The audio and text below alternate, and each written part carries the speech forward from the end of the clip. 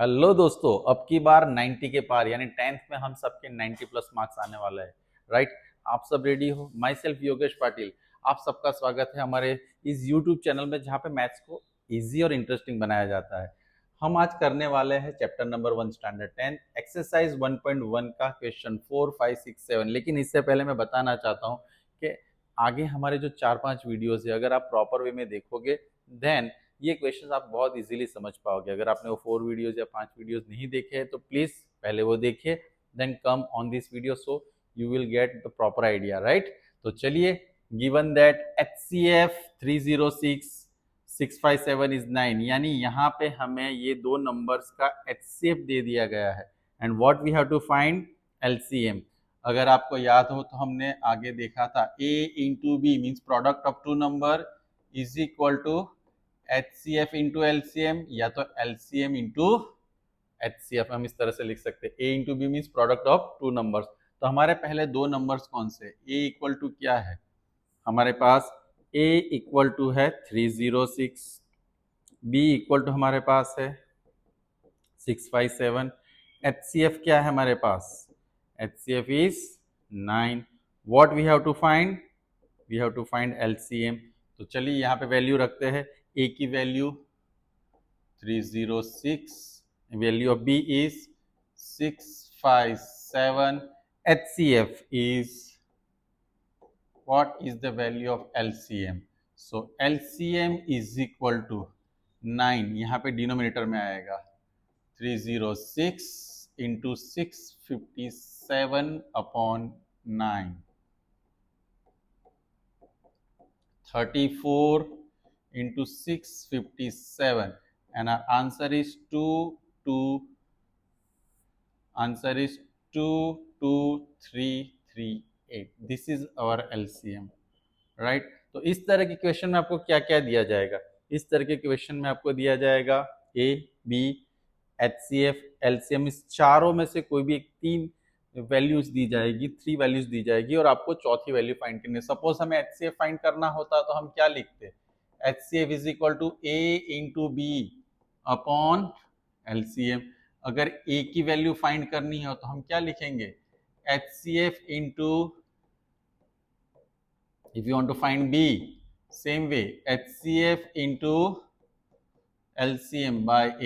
तो इस तरह से हम बाकी की रिमेनिंग वैल्यूज भी फाइंड कर सकते हैं। राइट। तो इस तरह one of the most important question for standard 10th। चलिए नेक्स्ट क्वेश्चन की ओर मूव करते हैं। और next question, check whether 6n can end with digit zero. Digit zero से एंड होता है कि नहीं, लेकिन इसको लॉजिकली समझते हैं। हमें प्रूव करना है क्या 6n, यानी हमें चेक करना है क्या 6n, एन का मतलब नेचुरल नंबर 1, 2, 3 कोई भी ले सकते हैं।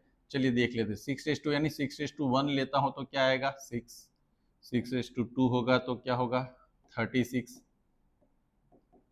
216। ना यू कैन सी यहाँ पे तो 6 यानी यहाँ पे अगर हम पावर चेंज करते रहते फिर भी जो भी नंबर्स आते हैं एंड्स विद द 6, लेकिन एंड्स विद 0 नहीं आता है। लेकिन हम ऐसा आंसर तो नहीं लिख सकते, तो उसके लिए हमें क्या करना चाहिए? तो सबसे पहले 6n is equal to 2 into 3n. If any number ends with 0, it has prime factor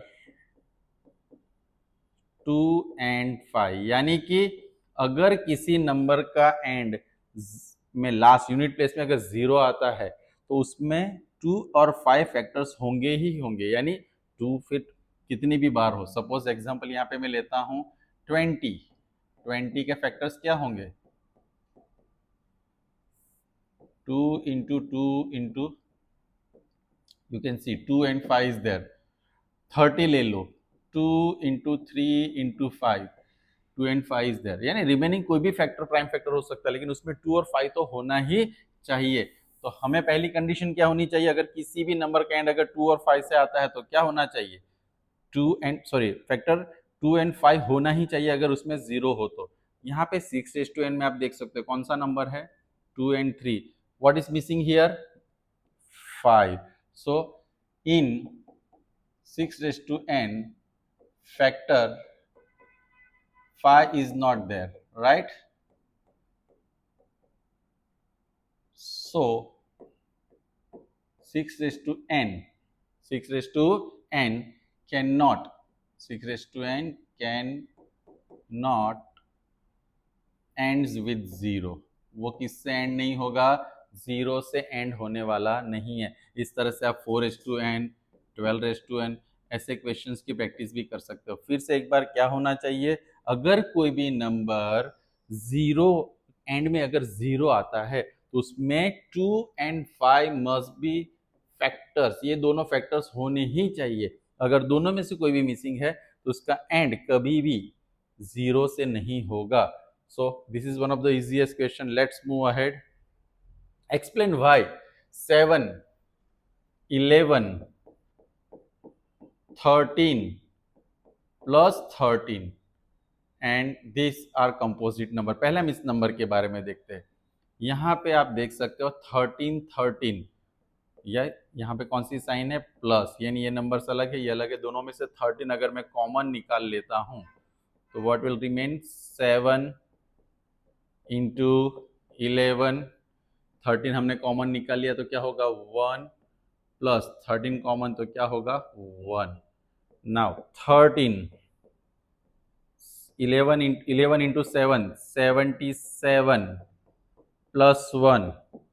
13 into 78 13 into 70. आप देखोगे तो 78 का भी फैक्टर हो सकता है. You can see the given number, ये जो नंबर है it has many prime factors. देखो उसमें बहुत सारे क्या है, प्राइम फैक्टर्स, जिसके नंबर इटसेल्फ, प्राइम नंबर का मतलब अगर 13 होता है तो 13 वन 13 प्राइम नंबर है. लेकिन ये अगर ये पूरा नंबर हम इकट्ठा करें और उसका फैक्टराइजेशन करें तो इतने सारे फैक्टर्स आ सकते हैं. And that is why it is what, composite number. ये कौन सा नंबर होगा, कंपोजिट नंबर होगा. फिर से एक बार, यहाँ पे क्या है हमारा जो क्वेश्चन है 7 इंटू 11 इंटू 13 वाला, राइट. इस क्वेश्चन में हमने क्या देखा, ये कंपोजिट नंबर है. तो हम क्या कह सकते हैं कि ये सारा कॉम्बिनेशन प्राइम नंबर्स का इसका फैक्टर है, and that's why it's composite number. तो उसके बाद वाला कौन सा क्वेश्चन है हमारा, 7 6 5 4 3 2 1 प्लस 5. अब इसमें से कॉमन क्या निकल जाएगा, 5 कॉमन, 7 इंटू 6 इंटू 4. अब इसको मल्टीप्लाई 3 2 1 प्लस 1 5 इंटू सबका मल्टीप्लीकेशन, 3 2 जा 6 6 4 जा 24 24 ये 42, राइट. उसका अगर मल्टीप्लीकेशन करते हैं तो 1008 प्लस 1 एंड हियर 5 इंटू 1009.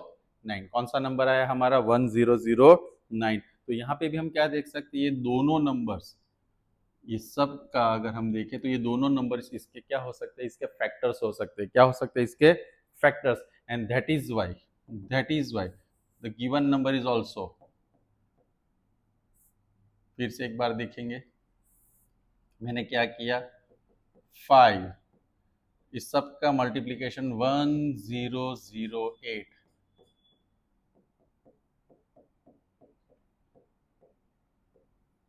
तो देखो कोई भी नंबर अगर दिया जाए, इसको टेक्निकली अगर देखा जाए तो सबका मल्टीप्लिकेशन करो प्लस 5 करो, जो नंबर आएगा हमारा उसके ये दोनों फैक्टर्स होंगे, और जिसके 1 या उससे ज़्यादा फैक्टर्स होते हैं उस नंबर को हम कौन सा नंबर कहते हैं, composite number.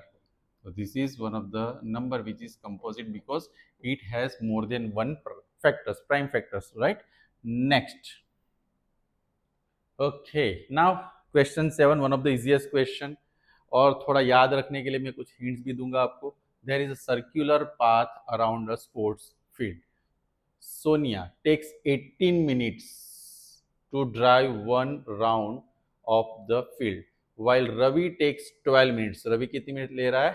12 minutes for the same. Suppose they both start at the same point and at the same time and go in the same direction. After how many minutes will they meet again?